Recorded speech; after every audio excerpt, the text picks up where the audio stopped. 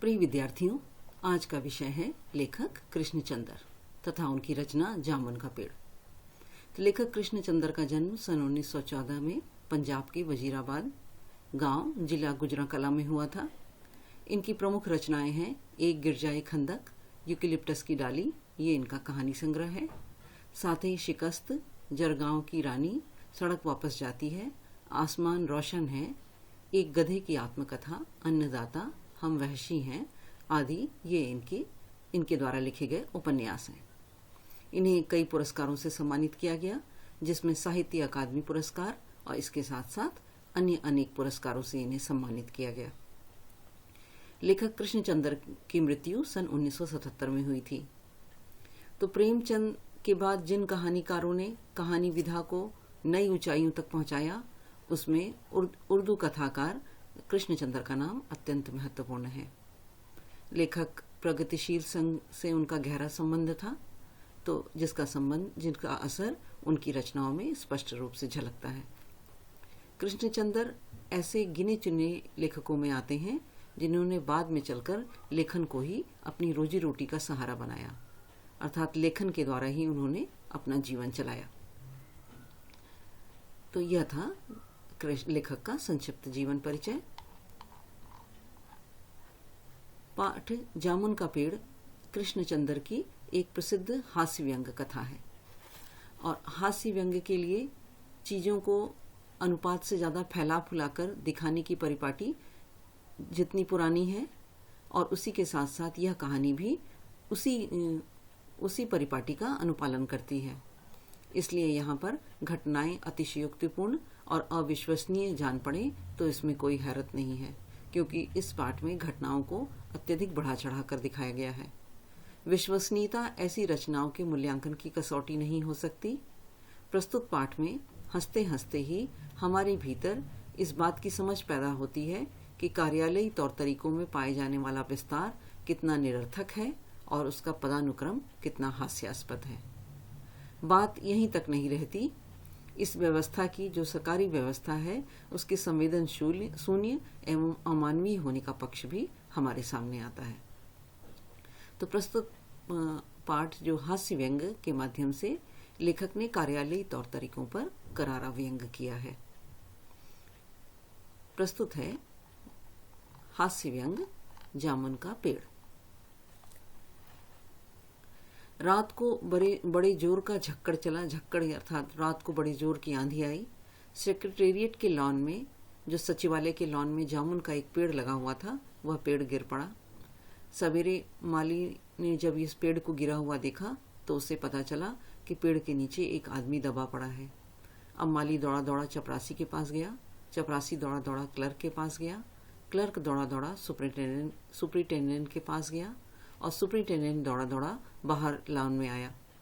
अब मिनटों में ही गिरे हुए पेड़ के नीचे दबे हुए आदमी के चारों ओर भीड़ इकट्ठी हो गई। अब वहां पर खड़े हुए लोग जो थे, वो लोग दबे हुए आदमी को नहीं देख रहे थे, सब अपने अपने स्वार्थ को सिद्ध करने में लगे हुए थे। अब एक क्लर्क ने कहा कि बेचारा जामुन का पेड़ कितना फलदार था। अब दूसरे क्लर्क ने याद करते हुए कहा, और इसकी जामुनें कितनी रसीली होती थीं। तीसरे क्लर्क जो लगभग रुआंसा होकर के बोला कि मैं फलों के मौसम में झोली भरकर ले जाता था, मेरे बच्चे इसकी जामुनें कितनी खुशी से खाते थे। और तब माली ने दबे हुए आदमी की तरफ इशारा करते हुए कहा कि मगर यह आदमी। तब उसकी बात सुनकर के सुपरिटेंडेंट सोच में पड़ गया, हाँ यह आदमी पता नहीं जिंदा है कि मर गया। एक चपरासी ने पूछा, अब मर गया होगा, इतना भारी पेड़ जिसकी पीठ पर गिरे तो वह कैसे बच सकता है। अब दूसरा चपरासी यह बोला। तो कहने का तात्पर्य यह है कि सभी सरकारी सचिवालय के जो कर्मचारी थे वह सब सिर्फ अपनी ही स्वार्थ सिद्धि में लगे हुए थे, और दबे हुए आदमी के ऊपर उनका कोई ध्यान नहीं था। तब तक दूसरे चपरासी की बात सुन करके दबे हुए आदमी ने बड़ी कठिनाई से कराहते हुए कहा कि नहीं, मैं जिंदा हूं। अब जिंदा है, इस एक क्लर्क ने बहुत ताज्जुब से कहा। पेड़ को हटाकर इसे जल्दी से निकाल लेना चाहिए, माली ने इस बात का सुझाव दिया। और एक सुस्त कामचोर और मोटा चपरासी जो था वह बोला कि यह काम तो बहुत मुश्किल है, पेड़ का जो तना है वह भारी और वजनी है।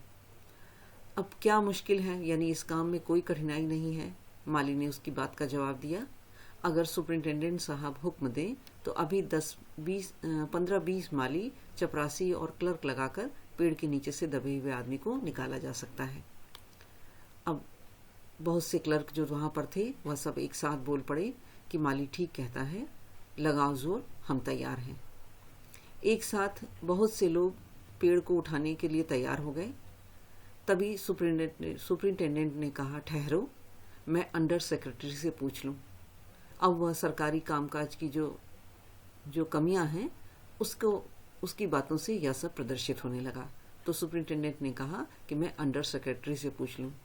अब सुपरिंटेंडेंट अंडर सेक्रेटरी के पास गया, अंडर सेक्रेटरी डिप्टी सेक्रेटरी के पास गया, और डिप्टी सेक्रेटरी ज्वाइंट सेक्रेटरी के पास गया, और ज्वाइंट सेक्रेटरी चीफ सेक्रेटरी के पास गया, और चीफ सेक्रेटरी मिनिस्टर के पास गया।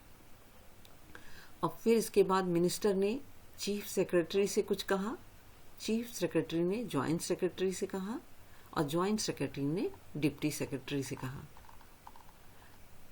अब डिप्टी सेक्रेटरी ने अंडर सेक्रेटरी से कहा, और इस तरह से उसकी फाइल चलती रही और उसी में ही आधा दिन बीत गया।